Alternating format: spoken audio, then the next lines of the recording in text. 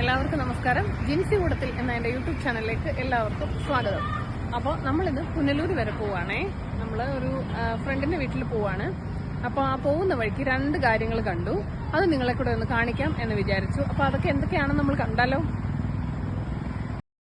രണ്ട് കാര്യങ്ങളിലെ ആദ്യത്തെ കാര്യം ഇതാണ്. കൊല്ലം ജില്ലയിലെ നമ്മുടെ പുനലൂർ എന്ന് പറഞ്ഞൊരു പട്ടണത്തിലെ പ്രധാനപ്പെട്ട ഒരു പാലമാണ് ഈ തൂക്കുപാലം എന്ന് പറയുന്നത്. അപ്പോൾ ഈ താഴെ കാണുന്നതാണ് കല്ലടയാറ്. ഇപ്പം കൊല്ലം ജില്ലയിലെ പ്രധാനപ്പെട്ട ഒരു നദിയാണ് കല്ലടയാറ്. അതിൻ്റെ കുറുകെ ഇരു കരകളെയും നമ്മൾ ബന്ധിപ്പിച്ചുകൊണ്ടുള്ള ഒരു പാലമാണ് ഈ പുനലൂർ തൂക്കുപാലം. ഇതിൻ്റെ പ്രത്യേകത 1877 പണിതതാണ്. തിരുവിതാംകൂർ മഹാരാജാവായ ആയില്യം തിരുനാൾ രാമവർമ്മയുടെ കാലത്താണ് സ്കോട്ടിഷ് എഞ്ചിനീയറായിട്ടുള്ള ആൽബർട്ട് ഹെൻറി എന്ന് പറഞ്ഞ ആ ഒരു എഞ്ചിനീയറിൻ്റെ നേതൃത്വത്തിലാണ് ഈ പാലം പണി കഴിപ്പിച്ചിരിക്കുന്നത്. അപ്പോൾ രണ്ട് കമാന ആകൃതിയിലുള്ള തൂണുകളെ ബന്ധപ്പെടുത്തി ചങ്ങലകൾ കൊണ്ട് ഉറപ്പിച്ചിരിക്കുന്നതാണ് ഈ പാലം. അപ്പോൾ ഇതിന് പ്രത്യേകം നിർമ്മാണത്തിന് ഉപയോഗിച്ചിരിക്കുന്ന സാധനങ്ങളെന്ന് പറയുമ്പോൾ ഇരുമ്പ്, തടി, കല്ല് ഇതൊക്കെയാണ്. അപ്പോൾ തടിയുടെ പ്രത്യേകത തമ്പകം എന്ന് പറഞ്ഞൊരു തരം തടി ഉപയോഗിച്ചിട്ടാണ് ഇതിൻ്റെ ഈ പാളികളൊക്കെ പാകിയിരിക്കുന്നത്.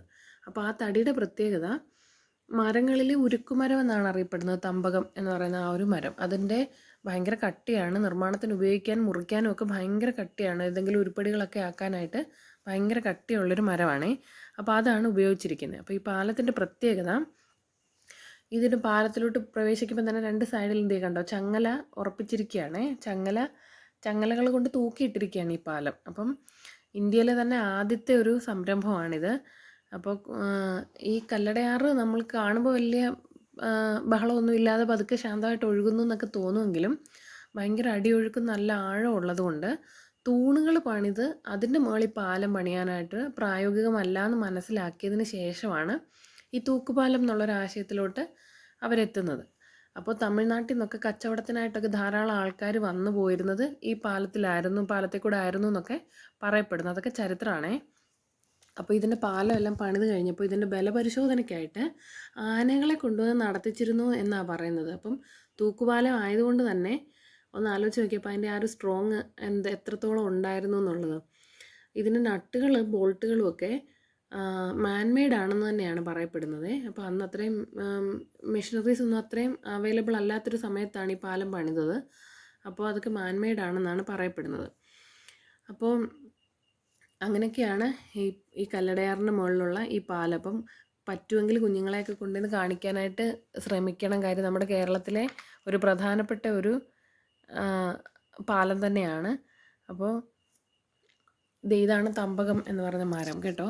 അപ്പം ഇതിൻ്റെ ആ ഒരു ചങ്ങലകളൊക്കെ ഇതിൻ്റെ കരയുടെ രണ്ട് വശത്തായിട്ടും രണ്ട് കിണറുകളുണ്ട്. അപ്പം അങ്ങനെ രണ്ട് കിണറുകൾ വീതം 4 കിണറുകളിലോട്ടാണ് ഈ ചങ്ങലകൾ കൊണ്ടുവന്ന് ഉറപ്പിച്ചിരിക്കുന്നത്. അപ്പോൾ അത്രയും സ്ട്രോങ് ആയ പാലമാണ്.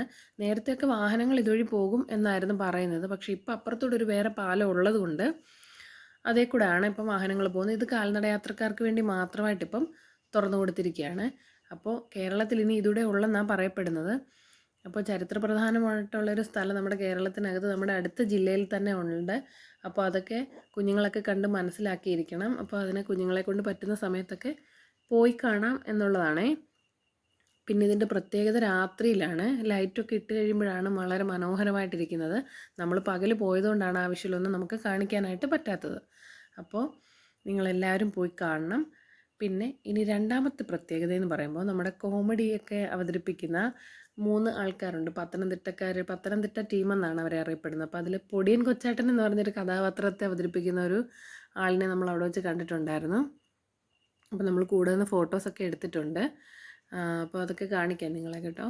അപ്പോൾ ഈ പാലത്തിൻ്റെ ബലം പരിശോധിക്കാനായിട്ട് ആനകളെ നടത്തി എന്നായിരുന്നു പറയപ്പെടുന്നത്. ദേ കണ്ടോ, ആനകളെയൊക്കെ നടത്തിയിട്ടുണ്ടെന്നാണ് പറയപ്പെടുന്നത്.